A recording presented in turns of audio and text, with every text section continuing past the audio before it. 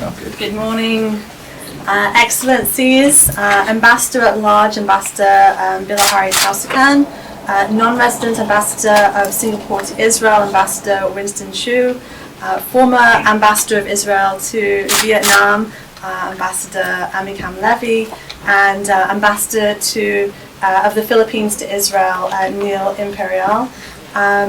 Members of the Diplomatic Corps, ladies and gentlemen, welcome this morning. We're delighted to see you all here today, and delighted also to be partnering on this event with AJC's Asia Pacific Institute. For those of you who aren't yet familiar with the Israel Asia Center, we are a not-for-profit organization dedicated to building a shared future between Israel and Asia and ensuring a secure and prosperous future for Israel in the Asian century. We do that along two different tracks. On the one hand, we have leadership programs focused on building future leaders in Israel-Asia relations. And on the other, we run thought leadership events and public education events like this one that explore different trends, developments, challenges in Israel and in Asia, looking at how we can work together to co-innovate solutions, and of course looking at the future of Israel-Asia relations and Israel's role in the Asia-Pacific region. So I'd like to welcome you all here, and hope you enjoy today's event. Thank you very much. Thank you, Rebecca. Next, I would like to invite Ms. Doreen Avraham, the Assistant to the Director of Government and Diplomatic Outreach at the AJC Jerusalem, to say a few words on behalf of the AJC's Asia Pacific Institute, who are our partners in today's event. Doreen?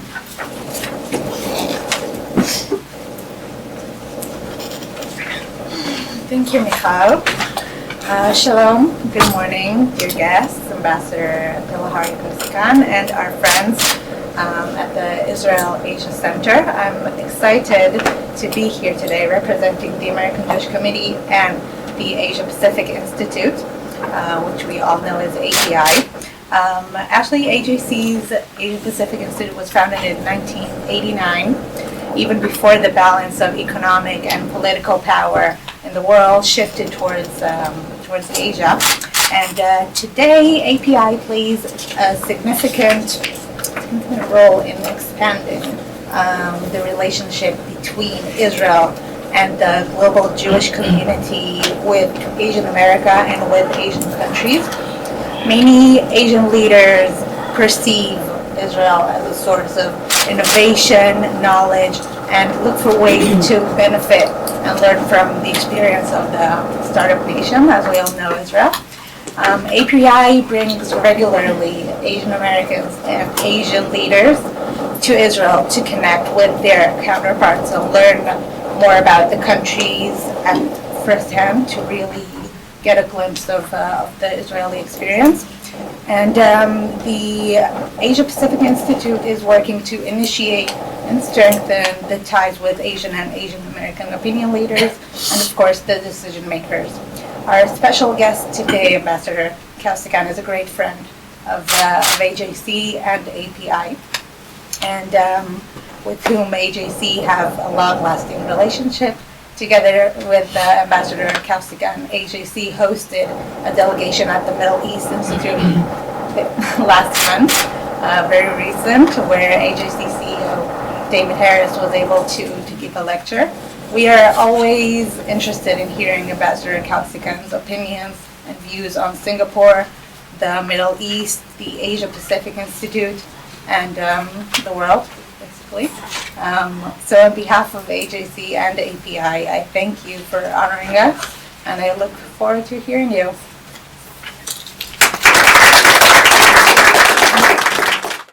It gives me great pleasure to be here with our guest, Ambassador at Large Bilahari Kausikan, who I got to know last month during my 4-day trip to Singapore.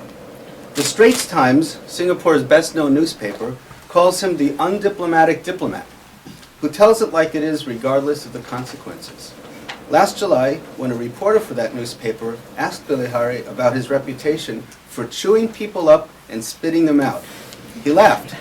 Only on Tuesday, Thursday, and Saturday, he said. On Monday, Wednesday, and Friday, I merely sucked their blood. What day is today, Monday? Maybe we should have done this yesterday. The ambassador is Singapore's former permanent secretary of foreign affairs. He became his country's ambassador at large after retiring from the administrative service in 2013. But diplomacy is nothing new in Bilahari's family. His father was the country's first ambassador to what was then the Soviet Union. And Bilahari himself is a former envoy to Russia and Singapore's ex-permanent representative to the United Nations. Now 63, Bilahari plans to retire in 2 months. He's currently chairman of the Middle East Institute, an autonomous entity within the National University of Singapore. And he's a frequent visitor to Israel, as Michal said. He's also written a book called Singapore is Not an Island. Indeed, with only 5.7 million people crammed into an area 1/29th the size of Israel, Singapore consistently ranks at the top of many world lists. Changi Airport is consistently voted the best airport in the world. Singapore Airlines, the best airline. Its trains run on time and its zoo boasts a spectacular night safari that I personally can vouch for. Singapore is also the cleanest place I've ever seen in my life. During my 4 days there, I saw less litter in 5 minutes than on 5 minutes in Allenby Street. But we're not here to talk about tigers and trash, are we? On August 9th, 2015, Singapore celebrated its 50th anniversary of independence with great fanfare. In 2 days, as we all know, Israel will celebrate its 70th anniversary. Incidentally, the first leaders of both countries were both Jews named David. In Singapore's case, Chief Minister David Marshall, a Sephardic Orthodox Jew of Iraqi origin who served from 1955 to 56. And in Israel's case, of course, David Ben-Gurion, a secular Ashkenazi from Poland. And like Israel, Singapore is a melting pot of diverse cultures. In this case, Chinese, Malay, and Indian. Next year, in fact, marks half a century of diplomatic relations between Singapore and Israel. In February 2017, Prime Minister Benjamin Netanyahu visited Singapore, marking the first such high-level visit of its kind in 30 years. And even though your country doesn't yet have an embassy in Tel Aviv, or Jerusalem for that matter, maybe you'll inaugurate one soon. Please join me in welcoming Ambassador-at-Large Bilahari Kausikan. Between Singapore and Israel. Well, Singapore is a strange country in many ways, and one of the peculiarities is that we did not think we could be independent. So we sought independence within a larger entity, Malaysia. But it didn't work out, and in 1965 we left Malaysia. Politely called the separation, perhaps more accurately called the expulsion. Well, we were not prepared because we didn't think we could survive as an independent country. And among the many things we needed to do is to be able to defend ourselves and form an army. General Winston Chu, who was our chief of staff, was there then. Right? I think the entire might of the Singapore Armed Forces consisted of 2 infantry battalions, one and 2 SRR, right? And to our horror, we found that most of them were Malaysians and they had to go back, right? So we went around asking people to help us start an army, and everybody turned us down, except Israel. I often tell my Israeli friends, you guys are supposed to be very smart and rational, but that was an irrational act to help us there. I mean, the reason many countries turned us down is that I think they didn't think we would survive. So why go and, help somebody who's not going to last, antagonize the other countries in the region, like Malaysia and Indonesia? But you did, and that is the foundation.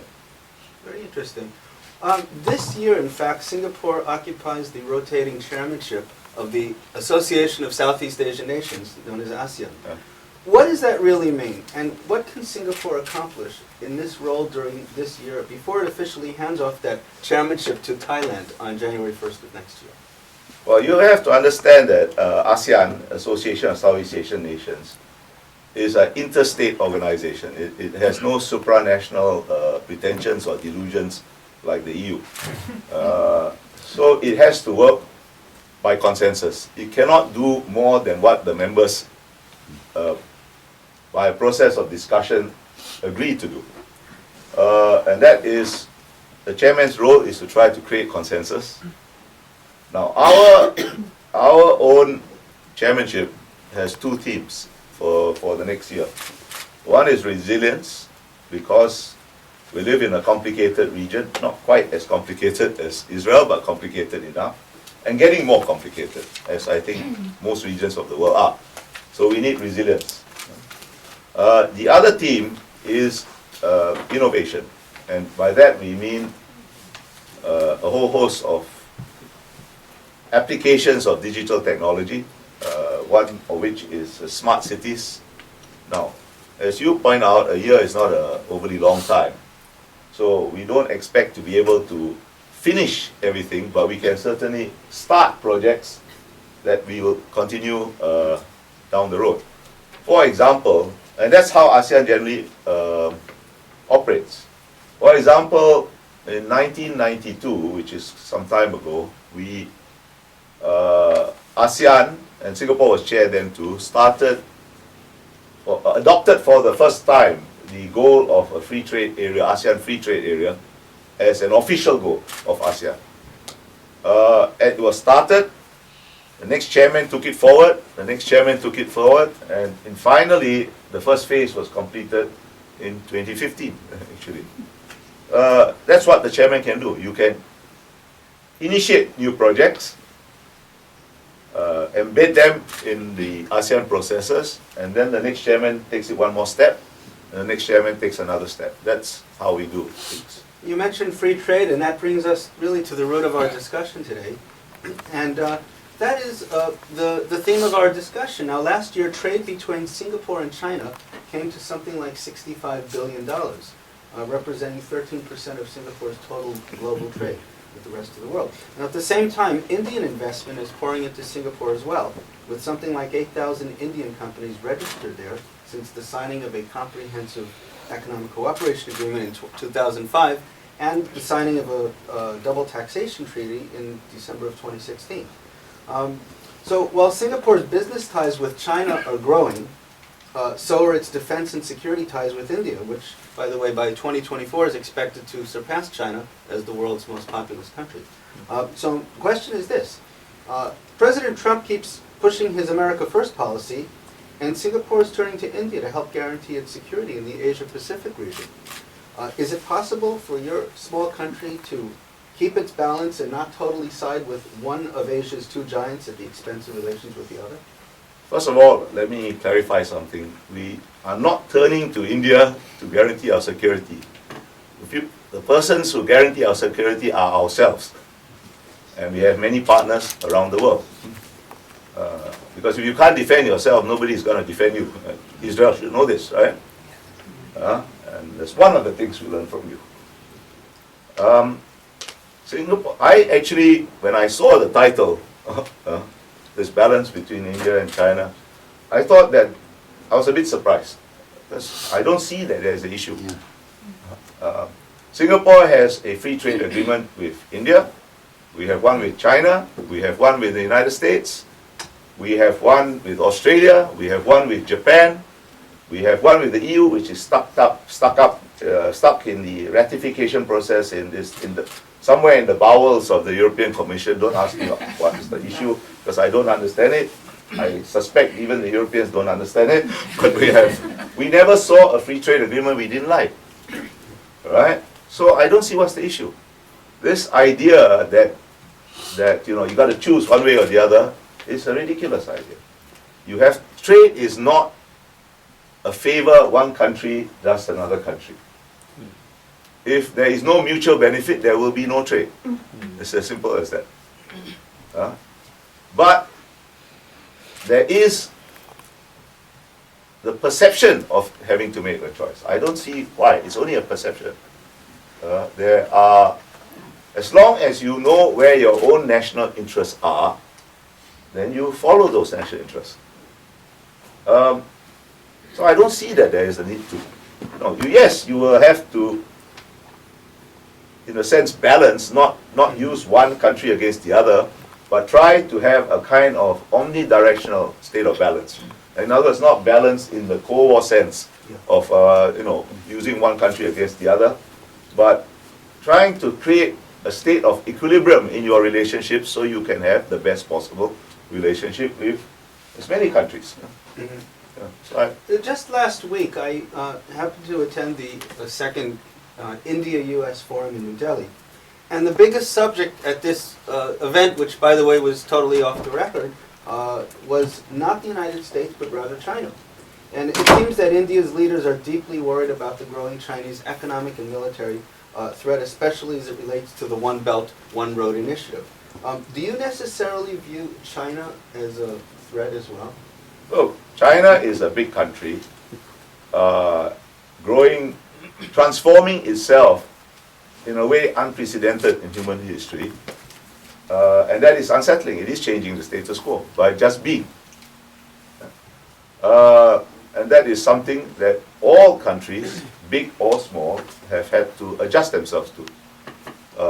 The major issue, major macro strategic issue in East Asia, broadly defined to include India, is the search between the US and China for a new equilibrium, a new modus vivendi in their relations.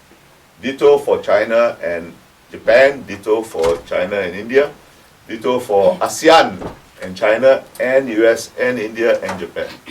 The world is in a state of transition, right?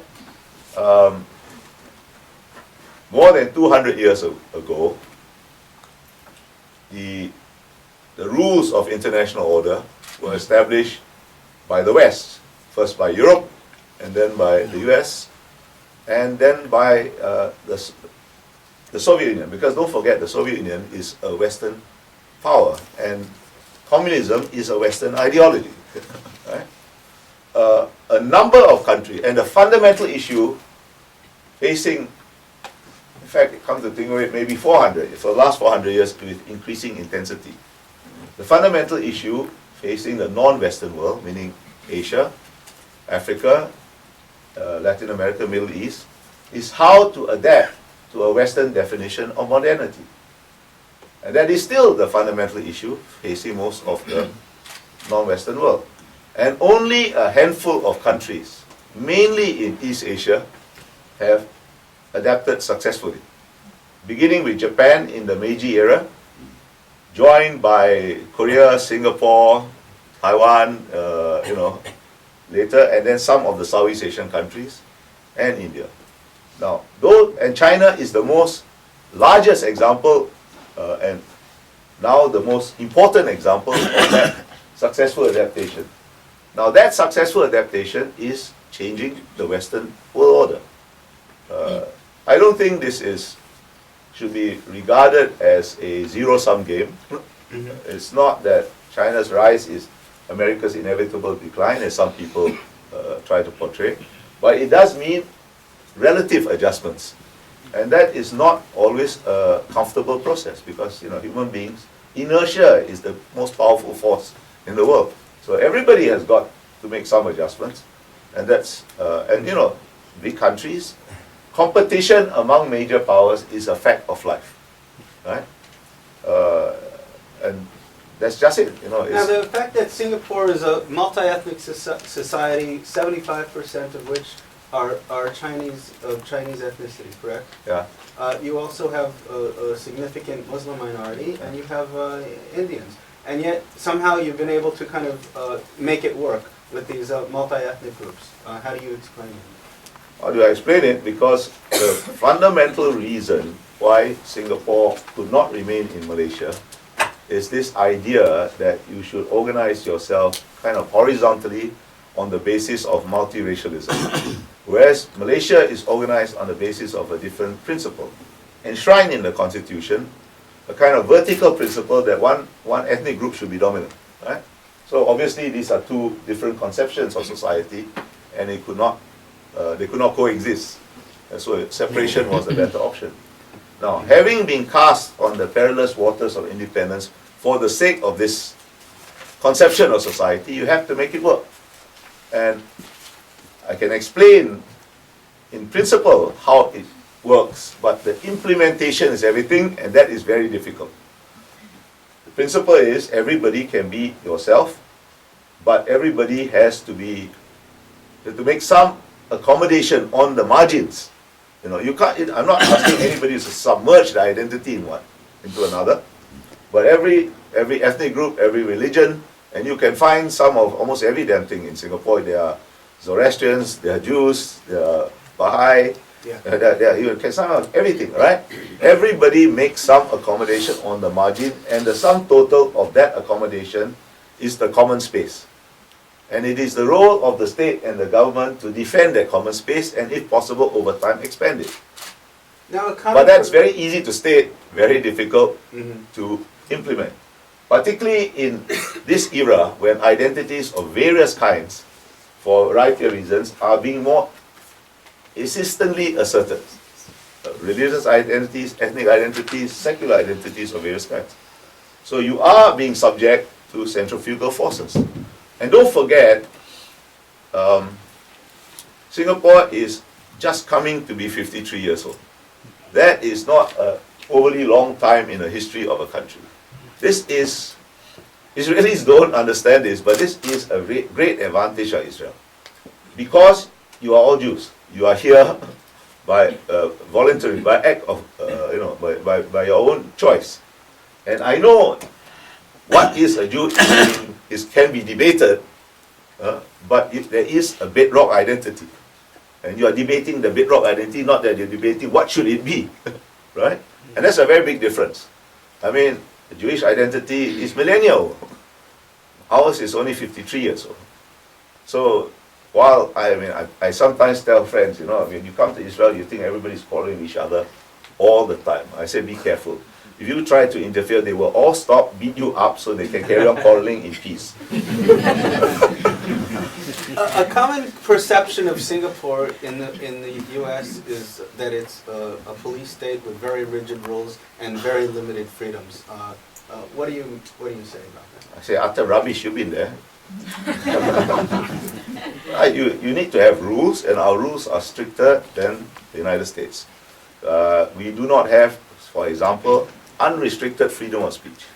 But that's one accommodation you make in order to keep a multi-ethnic or multiracial society relatively peaceful. I can't go around saying, Muslims are bad or, Christians are bad, because you'll get into trouble. Rightly so. On the other hand, it's a relatively peaceful place. You can walk around the streets at night. I don't know whether you did. And if you did, I'm not going to ask you why. Night safari in the jungle. That's what he said. Okay, I'm not going to ask anymore. So I want to ask you, given the neighborhood that you inhabit geographically, you have Indonesia nearby, the world's largest Muslim nation, and Malaysia, which is increasingly hostile, especially when it comes to the implementation of Sharia law in parts of Malaysia. How would you characterize your relations with not only the Muslim world, but with Singapore's internal Islamic minority? And do you worry about the possibility of some radical fundamentalist terrorist threat on Singaporean territory? Well, look, it's the assertion of a particular kind of Muslim identity is part of that global phenomenon I told you about, that identities of various kinds are being more insistently asserted, right? And that's one. What you see in Southeast Asia is what I call, at least, the Arabization of Islam in Southeast Asia.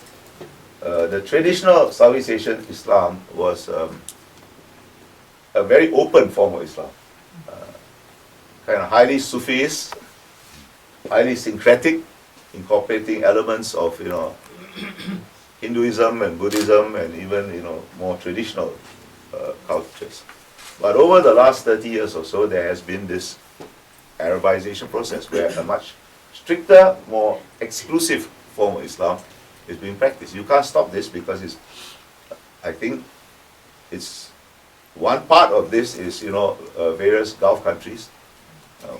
What have you meaning about Saudi Arabia, Kuwait, and all this kind, coming, funding mosques, funding madrasas, and propagating their interpretation of Islam. But it's not just that, because in Singapore we don't allow a Muslim community to take foreign funding, right? And yet you still see this phenomenon in a milder form, right? Is that only restricted to Muslims? No, you have the And nobody assertion. can take foreign, no religious group can take foreign funding? Mainly Muslims, but I think others can. But it's not just a Muslim phenomenon in the sense that you see, you have various kinds of Christian identities being more aggressively asserted. You have various kinds of Buddhist identities being asserted, Hindu identities, and so on. But come back to this. So this is a fact of life. I mean, General Chu will bear with me. I think when we were young, and he was young longer than me, longer ago than me, it was very rare to see a Muslim woman in Singapore cover her head, or in Malaysia, or in Indonesia. In Indonesia, it was not uncommon to have husband may be Catholic, wife may be Muslim, children be whatever you want to be. Now that is becoming rarer and rarer. And you just have to cope with it. And one of the consequences of this is the possibility of radical forms of radical ideologies that call themselves Islamic, because I don't think they are really Islamic, seeping into the discourse, and one manifestation of that is the possibility of terrorism. I mean, we tell our people, when was it? Winston, 2001, we uncovered a plot in Southeast Asia by an organization called Jemaah Islamiyah. It was a terror network, and they were plotting terror attacks all over Southeast Asia. And they did carry out successful attacks in Bali, for example, if you remember that, right? Well, that particular organization has been disrupted and pretty much destroyed, but the ideology is still alive and well. And all the cases you find, at least we arrest, not an absolutely large number, but unfortunately one is too much, a steady stream of small numbers of people in Singapore, who, and mostly they are self-radicalized. So we tell our people, it's not, if there is a terror attack, there will be a terror attack. Prepare yourself for it. Just a matter of when. No, it's a matter of when, you don't know when, because if there is a network, an organization, in principle you can penetrate it, you can disrupt it. But if there is this idea floating around, and somebody one day gets this into a head, it's a jolly good idea to go off and join Daesh, or a wonderful idea to go and take a knife and go and stab somebody. How do you guard against that? So it will happen, and we insistently tell our people that will happen, because the greatest threat is when that happens, the social compact, the multiracial social compact must be held together. Okay, a bomb goes off, people die, that's a tragedy. Buildings are destroyed, can be built again. Confidence is destroyed, investor confidence, but can be rebuilt. But you break that social compact, very, very hard to put it together again. And that's the greatest threat that we face. I want to turn to economic subjects, if we could. For several years now, President Trump, we've been hearing him rant about the Trans-Pacific Partnership, known as TPP, and how it would destroy the U.S. economy and take millions of jobs away from Americans if the United States should join. His Democratic opponent in the 2016 election, Hillary Clinton, also said she would withdraw from the TPP if elected. And yet now, in the midst of all this talk, we're hearing about a trade war with China, and suddenly Trump is floating the idea of the U.S. rejoining TPP under certain conditions. What do you suspect is happening? And how does this affect Singapore? Doesn't particularly surprise me, actually, because I said from the beginning, eventually America will come back, because possibly Mr. Trump was ill-advised, or perhaps he did not know exactly what he was leaving. See, the TPP is not, in its core, is not, how should I say, a traditional free trade agreement of the type that Mr. Trump believes have shafted America. At its core, the TPP sets standards for a new generation of industry. And which countries' industries will have the advantage in that new generation? It is America. I think this. Now we are at the very beginning of a long process. I don't expect Mr. America to rejoin the TPP next week, or even next month, or even next year. But the realization that if you want to put America first, this is one means to help you put America first. Doesn't particularly surprise me. Now, at the same time, Singapore has recently signed its own agreement with China. Is that significant? No, we have had a free trade agreement with China for. Can you remember, Winston? I can't remember. But didn't you just, like a few weeks ago, ratify some... No, okay, I know what you're talking about. That was a week or so ago. Right. That's a memorandum of understanding saying that we will help them with the One Belt, One Road. That's not a memorandum. We were already helping them with the One Belt, One Road. Because why not? I don't think the One Belt, One Road, all of it is going to work because it's such a vast project. Some things will work, some things will not work, some things will work to some degree. But, you know, why not? If you can make a few bucks, link yourself to it. But that's a memorandum of things. There's less to it than meets the eye. Okay. I'm going to open up to questions from the audience, but I have a couple, and also some of you had submitted some questions in advance. I want to ask you, Mr. Ambassador, you've been to Bilahari. You've been to... We've been to North Korea at least half a dozen times, and you've dealt with the North Korean officials extensively. Not that this has any direct effect on Israel, but what do you expect to come out of a proposed meeting between Trump and Kim Jong-un? But first of all, I think it can have an effect on Israel. Okay, no, look. If you only get your information about the Trump administration from the New York Times or the Washington Post, you will conclude that every damn thing he has done is wrong. That is not true. Among the things I think he is doing right is moving away from dealing with North Korea by a failed policy of denuclearization. That is not going to happen.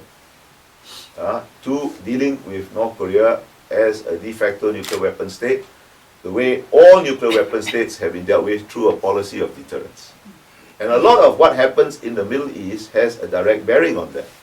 When Mr. Obama drew a red line in the sand over use of chemical weapons in Syria and failed to enforce it, the credibility of American power, use of force worldwide was eroded. When Mr. Trump, while having dinner with Mr. Xi Jinping, shot some missiles at Syria,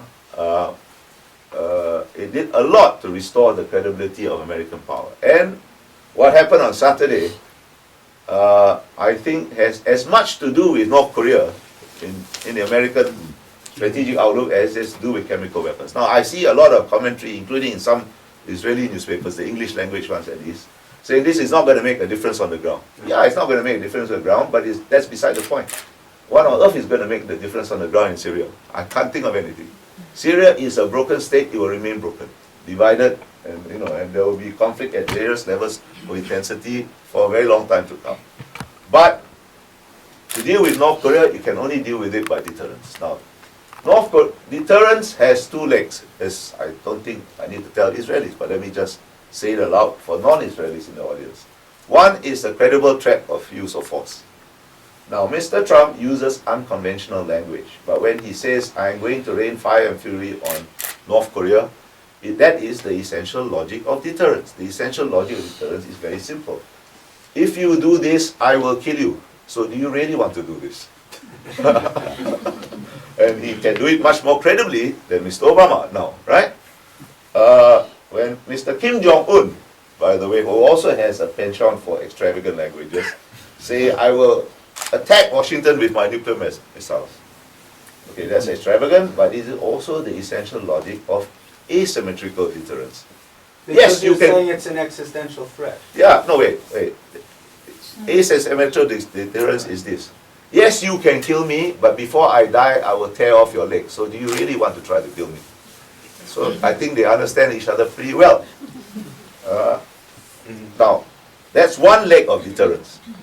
Having established that, or on the way, see, you can't stop North Korea from having the capability to things it needs for regime survival.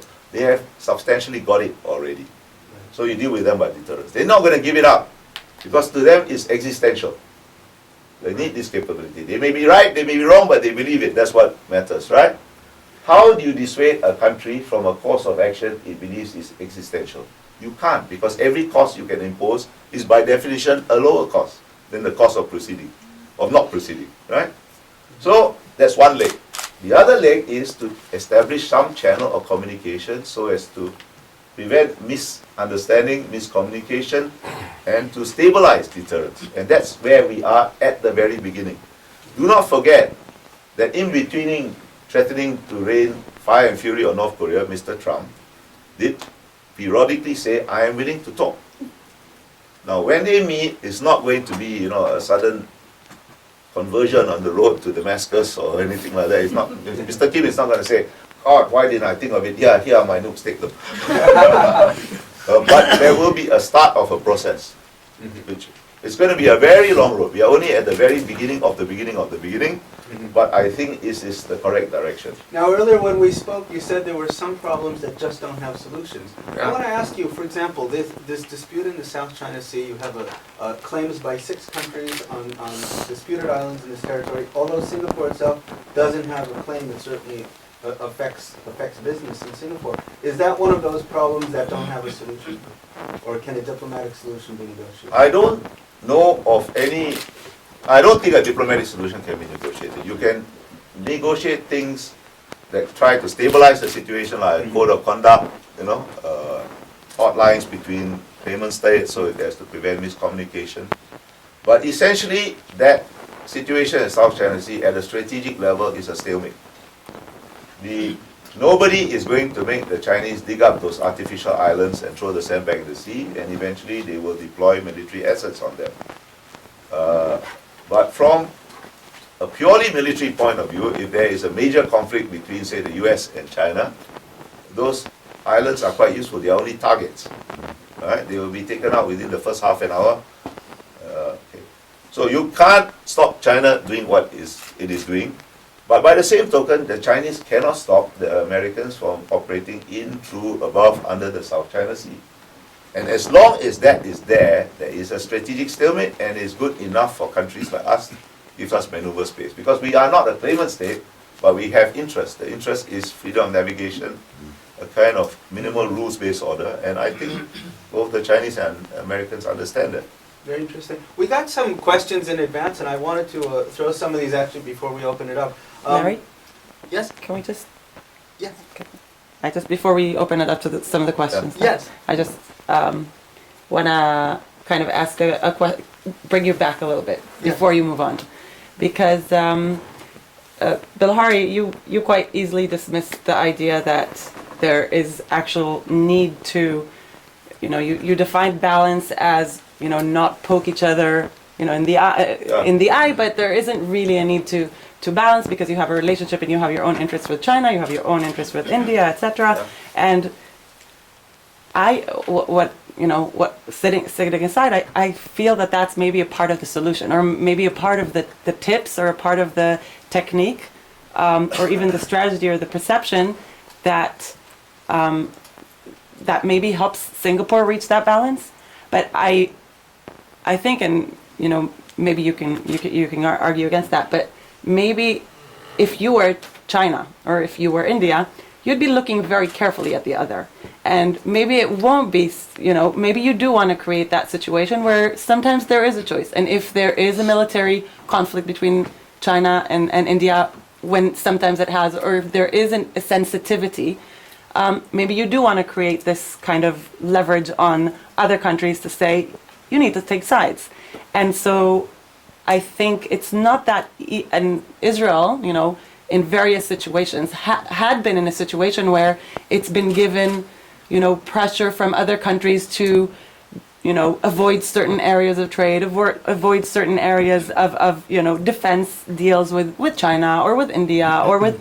So we know that this is not as simple. We would want it to be realpolitik, every country for its own, with its own interests, but many times, and especially, in a situation where there is I know where you're coming from, and you're right and you're wrong, all right? Great. I'd love to There be is both. the classic Chinese diplomatic tactic, which they deploy with great creativity and skill, is to create false choices and force you to choose.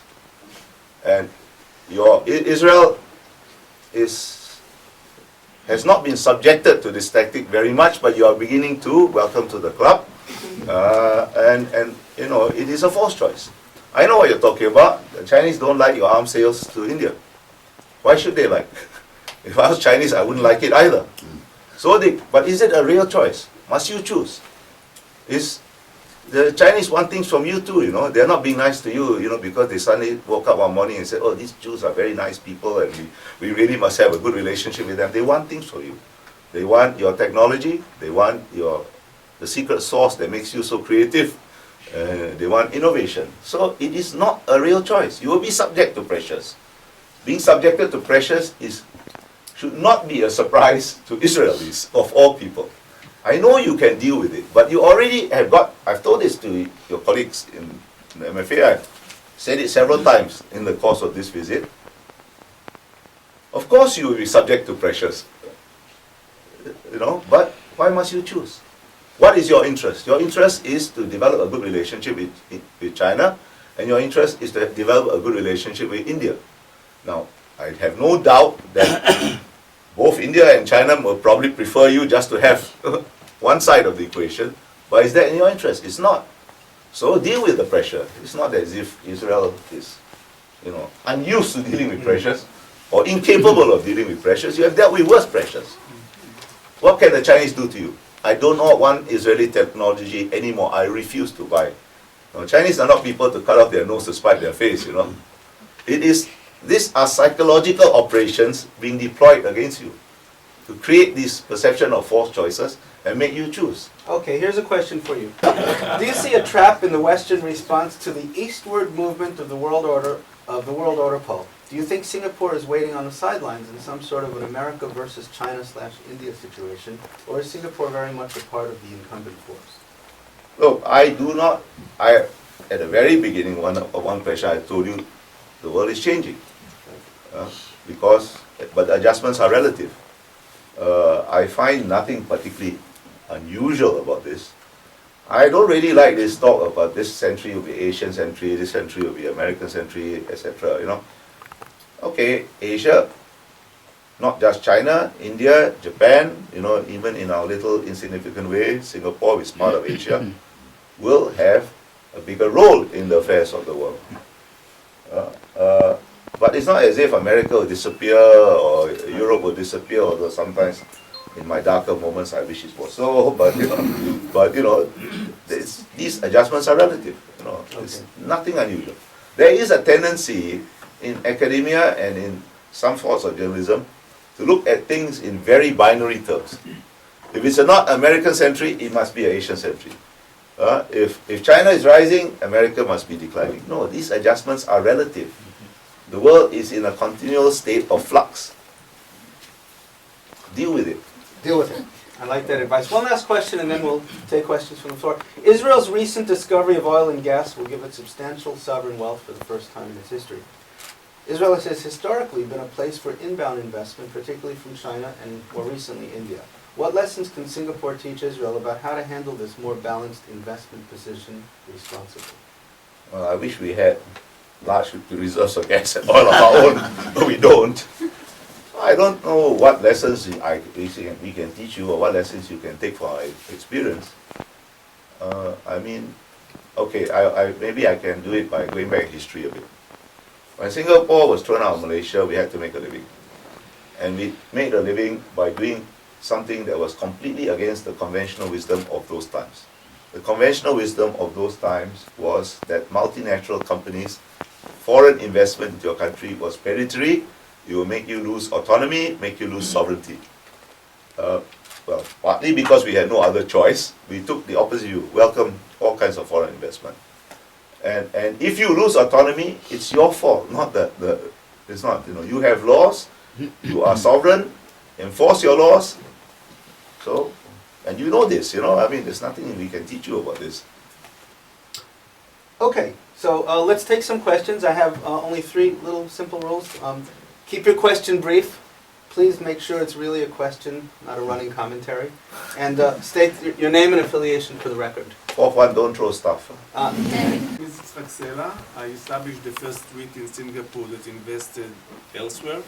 When we will have a direct flight between Israel and Singapore? Soon. This is for 50 Next year in Tel Aviv.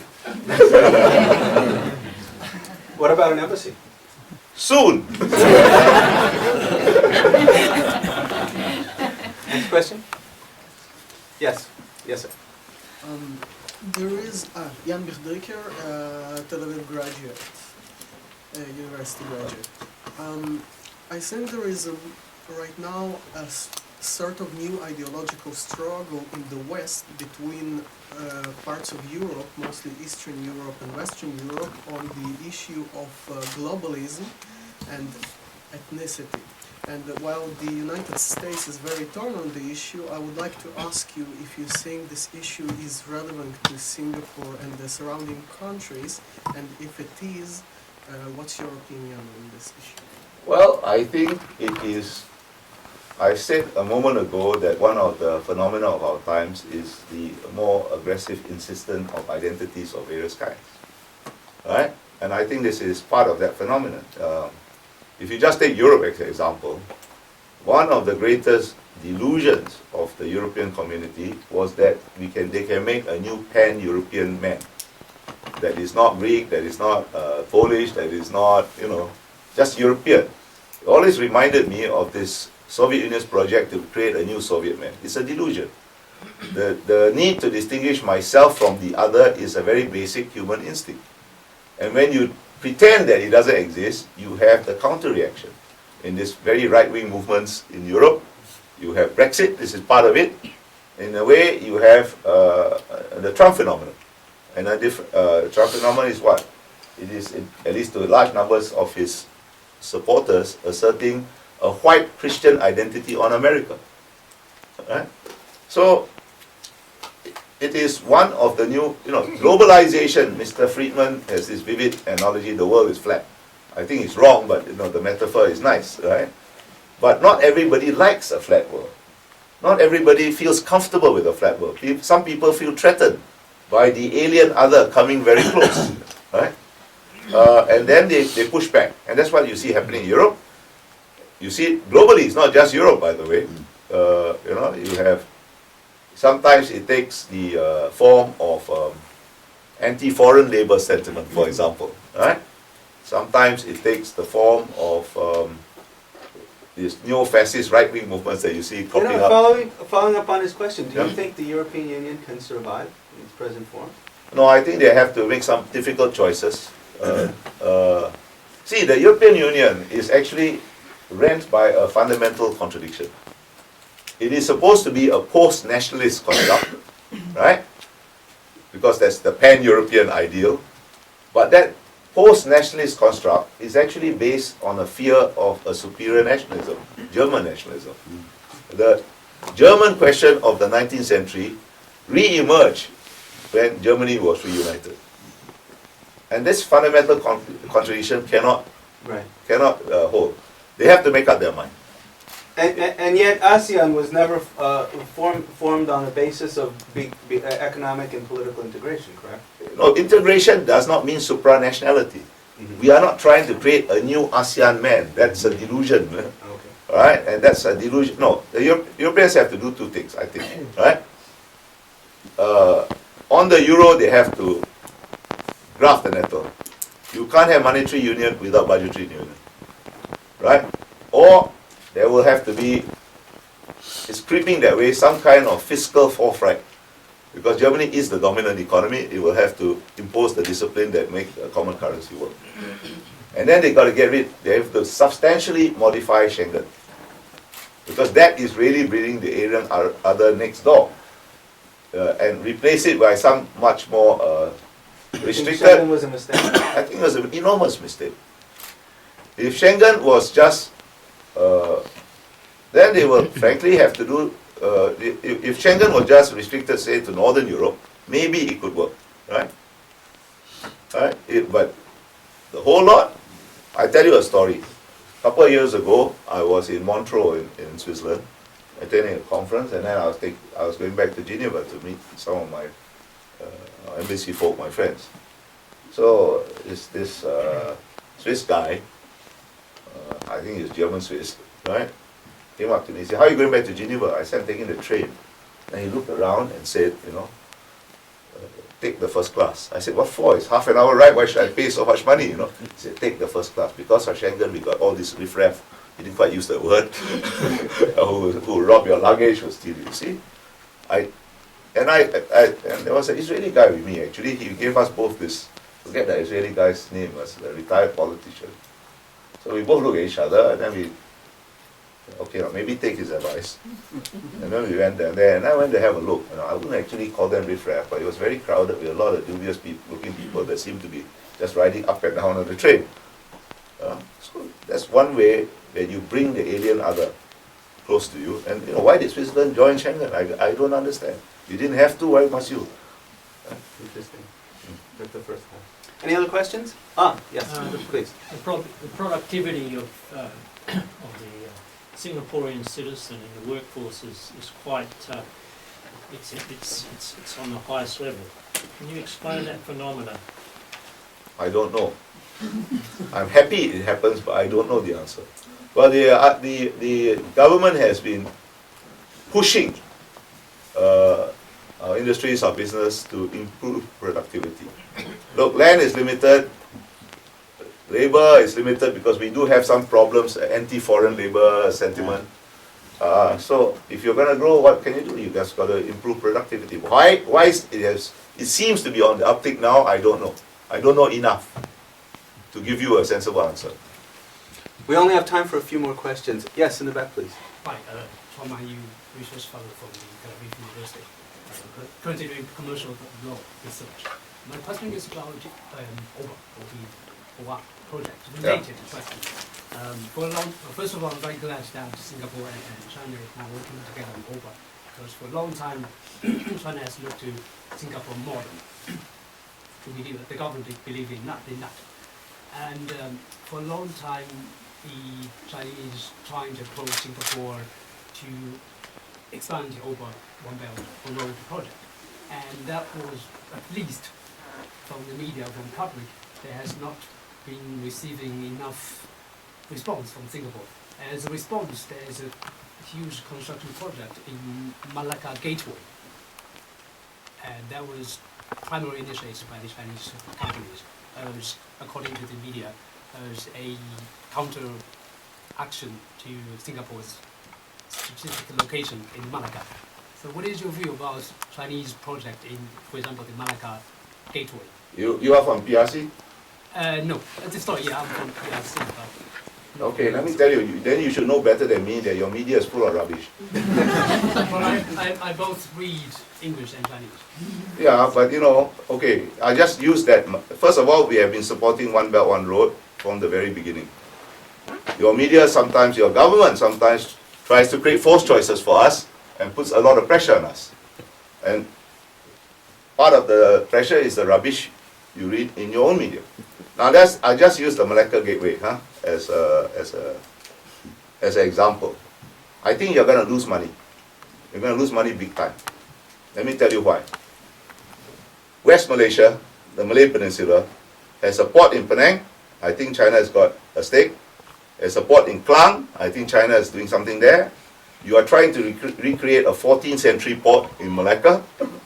You've got a port in Tanjung Pelapas. These are all Malaysian. And then you have Singapore port. All the Malaysian ports are going to cannibalize each other, and the most efficient port, that is us, will not lose any business. It doesn't make sense to have the whole length of the Malay Peninsula is what? 700, 800, I mean less than 1,000 kilometers. It does not make sense to have so many ports in that stretch. It's a waste of time and money and investment, and I don't think that will affect Singapore too much. From even a military point of view, a strategic point of view, it makes no sense to invest in Malacca. It's within the Straits of Malacca, it doesn't get you out of the choke point. Why you want to do it? Fine, I don't think Singapore had anything to do with it. My own suspicion, and don't forget I'm a pensioner, is that some Chinese companies want to get money out of China because you have some kind of capital controls, and it's much easier to get money out of China if you stick the One Belt, One Road label onto any project. That project, it makes no commercial sense, it will lose money. But it will get money out of China. Yes, sir. Yeah, you've been focusing on countries getting along. By the way, I'm just a guest, no affiliation. Companies try to get along from a practical trade point of view and try to be reasonable about their trade needs. Now, my question is, there's another factor that is very prevalent in the world today, and that's the question of currencies. And throughout the world, some people say that there's a currency war going on to debase currencies. East, West have different attitudes towards currencies. And some people think that it's the currency, not the trade, that can produce tremendous instability in the world. So my question are the Asian countries concerned about currencies and the effect that they will have on diplomatic, political, and trade relationships? It's a good question. I don't know the answer, not because I can't answer it, not because I don't want to, because I'm too ignorant to answer it, right? Currency obviously has become, or the accusations of currency manipulation is a factor, is an issue, right? And it's not a new issue, because I remember, when was it? Must have been, when was the Plaza Accord? I can't remember. When the US basically forced Japan to revalue its currency. Around that time I remember sitting in, I think it was in the 80s. 85, 86, somewhere around there, right? Yeah. 86, 87. I remember at that time, Secretary Baker trying to pressure Mr. Lee Kuan Yew to revalue the Singapore dollar. And I was as ignorant then as I am now about these currency matters, but I was thinking, what the hell, Singapore's such a small place. Why should we revalue our currency just because you say so? And I remember Mr. Lee Kuan Yew laughing heartily at the request, which was not a request. And we did nothing, and then nothing happened. But really, I can't answer you. It's a good question. I should go and read more about this and educate myself a bit more. Yeah, it's a difficult question to answer. I don't know the answer because I'm just too ignorant. But one would wonder if a lot of the pressure for the European Union was not so much economical, political, but rather a currency issue. By having a united currency. Yeah, that's what I mean. You can't have this part at least I know. You can't have one currency unless you have one budget. You can't have one budget unless either you have a leader that imposes certain discipline or you have a political union. Right? And I don't see that happening. But if there is a serious currency clash... Let's move on. We have other people wanting to ask that. Yes, sir. Please. Thank you so much. I'm Song Haiying from the University of Haifa. And You came all the way down for this? I feel sorry for you, but... these days, the trade relations between China and the United States, it's in tension. And what is your comments on that? And it will affect the Singapore's relations with these two countries. I think if the China and United States stumble into some kind of trade war, all of East Asia will be collateral damage, not just Singapore.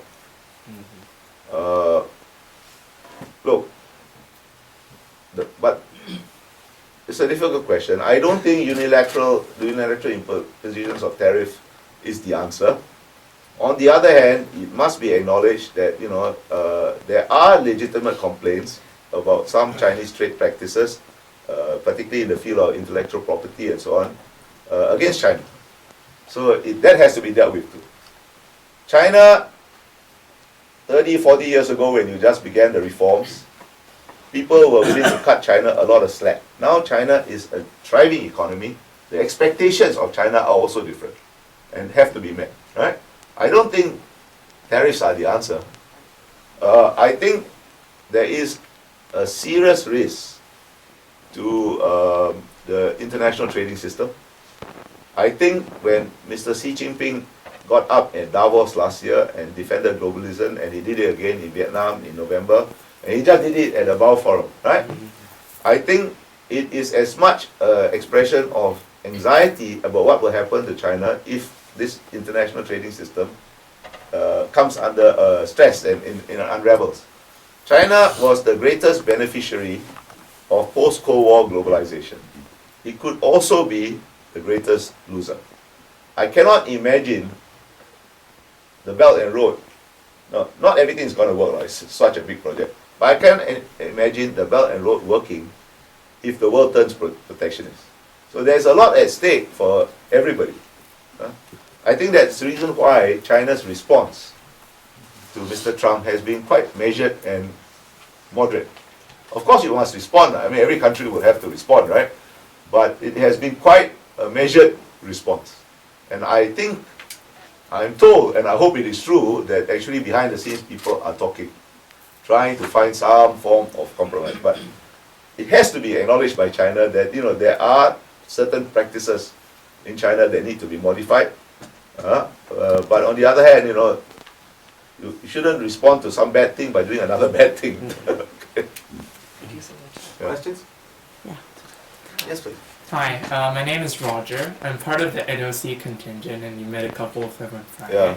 Right. So last year, the Straits Times covered you in the article that Larry you talked about, and you were bashing Prof. Kibutani, and you were saying, oh, Kishore. Yeah, that's right. And he said that we should act like a small nation instead of a big one, and you said we should have the courage to be ourselves. Yeah.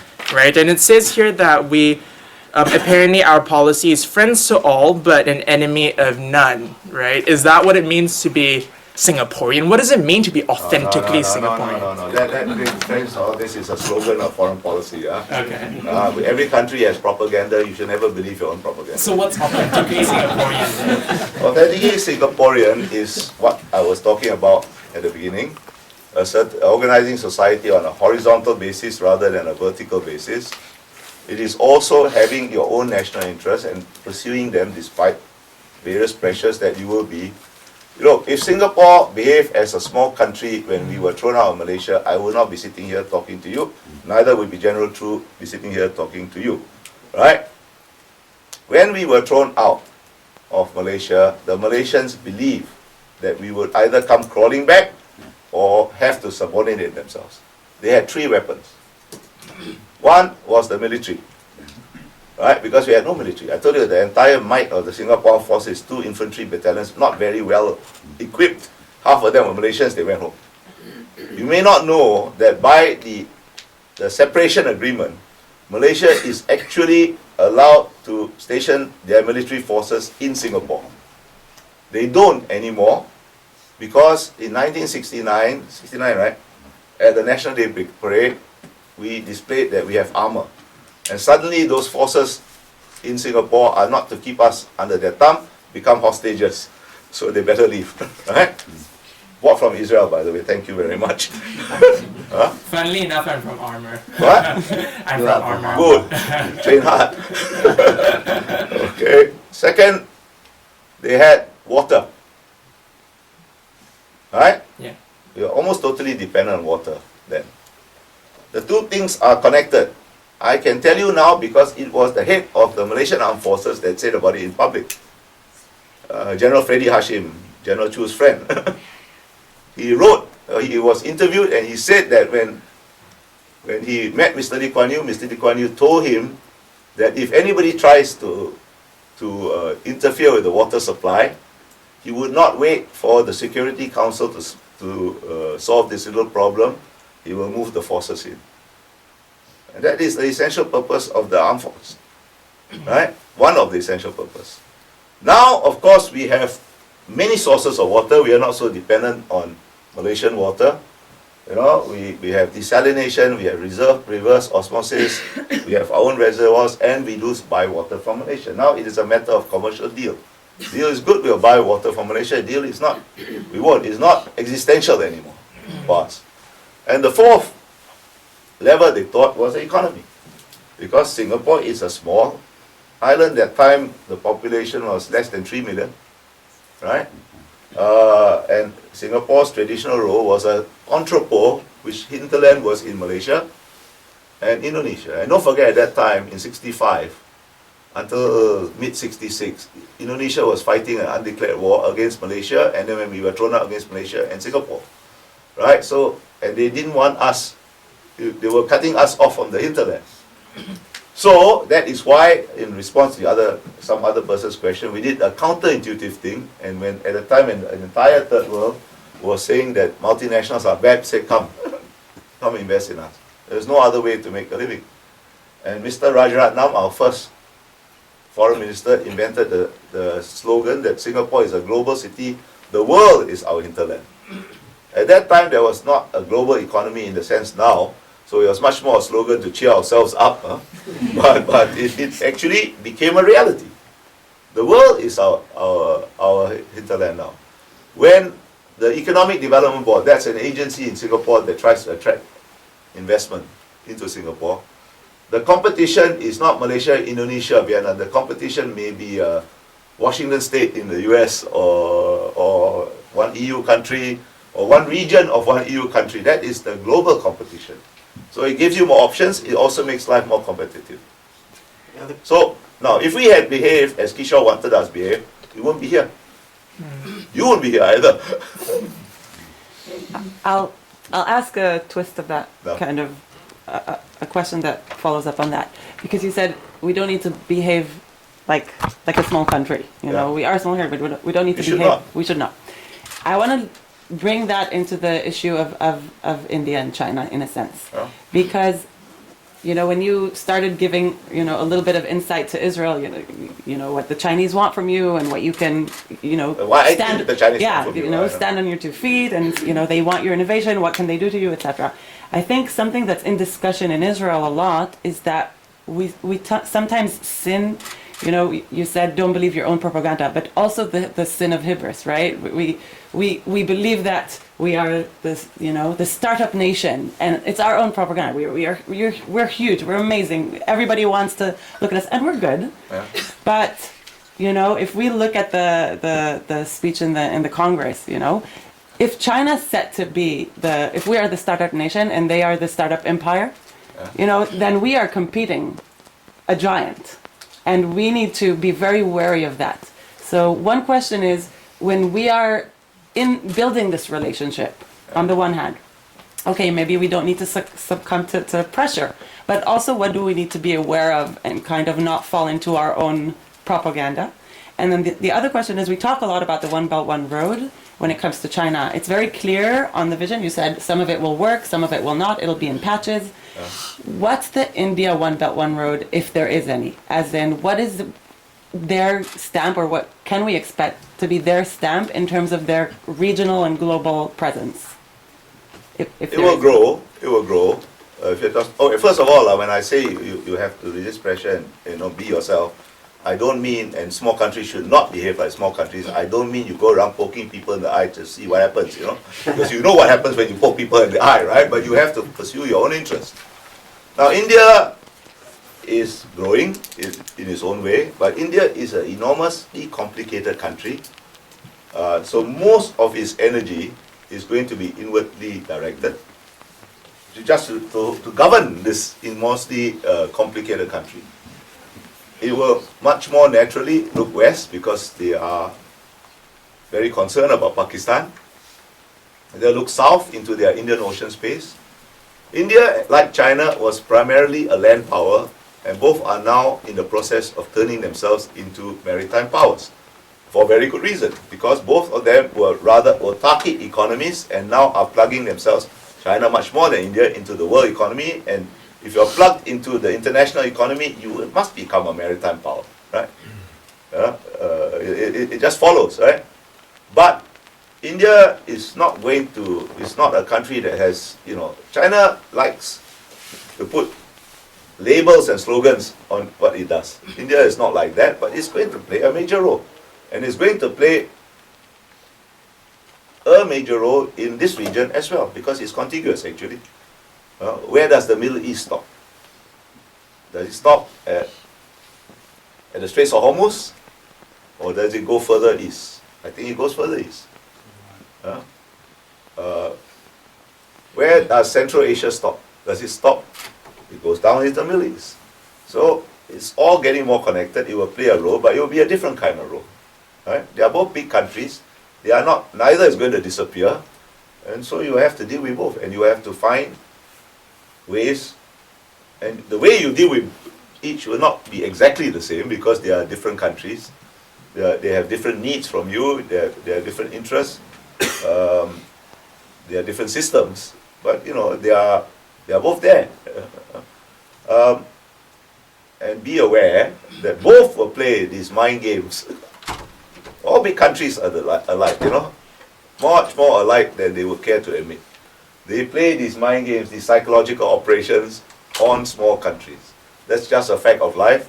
The way to deal with it is to be aware that these games are being played on you, and then you can cope. Yes. Yes. Hey, thank you for a fascinating discussion this morning. A little while ago you said that the Trump and its allies' reaction in Syria was as much a message to North Korea as it was.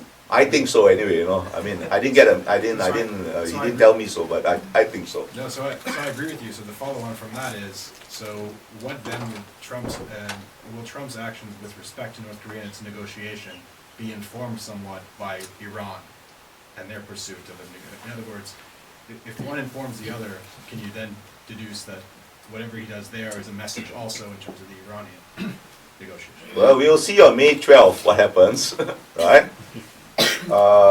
I think there is that element, but I would also, I believe, right? I shouldn't say, it's my belief that North Korea is the bigger immediate element, but Iran is the longer term bigger element. Because, you know, look, North Korea, frankly, has no strategic ambition. It just wants to survive, right? Whatever it does, selling stuff to Syria, selling stuff to Iran, it does not for any grand strategic or ideological design, it does for money, right? Now, if I was an Israeli, and we are only at the very, very, very beginning of what's going to be a very long process between the US and North Korea.